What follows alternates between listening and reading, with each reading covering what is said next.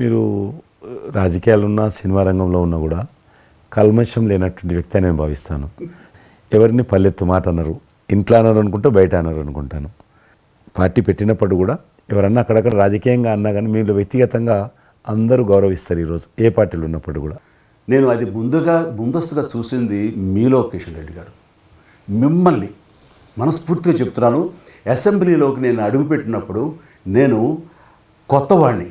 నా వెనకాల ఆల్రెడీ ఒకసారి ఎమ్మెల్యేగా చేసి రెండోసారి ఎమ్మెల్యేగా ఉన్న కిషన్ రెడ్డి గారు నా పక్క సీట్లో ఉండేవారు.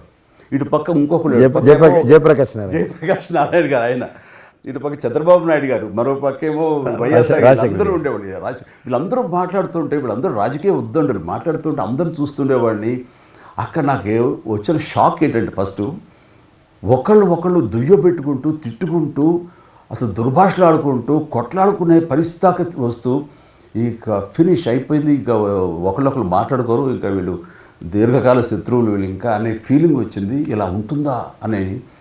బట్ దానికి విరుద్ధంగా నేను అసెంబ్లీ అయిపోగానే కారులో నడుచుకెళ్తుంటే ఎవరైతే ఇద్దరు తిట్టుకున్నారో ఒకరొకరు దూషించుకున్నారో వాళ్ళు భుజమే చేసిన ఏంది భయ్యా నువ్వు అలా నువ్వు అనలేదు భయ్యా, అరే నా నాయకుడు చూస్తున్నారా అనకపోతే బాగుండదని ఇట్లా అంటుంటే నాకు షాక్ తిన్నాను. చాలా ఆశ్చర్యపోయేవాడిని, ఇదేంటి ఇలా ఉంటుందా.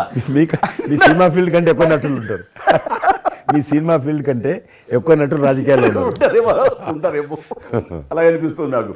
అక్కడ అలాంటి పరిస్థితుల్లో ఒక నిబద్ధతతోటి ఇష్యూ బేస్డ్గా మాట్లాడుతూ తను అనుకున్నవి నిర్దిష్టంగా చెప్పగలిగేటటువంటి నాయకుల్లో మిమ్మల్ని అబ్జర్వ్ చేశాను.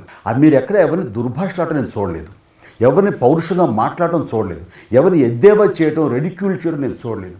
మీరు ఎంతసేపు ఇష్యూ బేస్డ్గా మాట్లాడేవాళ్ళు, స్ట్రాంగ్ వాయిస్ చేసుకుని మీరు అనుకున్నది అది ఎంత కరెక్టు, ఎలా అన్యాయం జరుగుతుంది అని ఆ ప్రజలకి మద్దతుగా ప్రజల తరపున నిలబడి మాట్లాడిన నాయకుడిగానే మిమ్మల్ని చూశారు.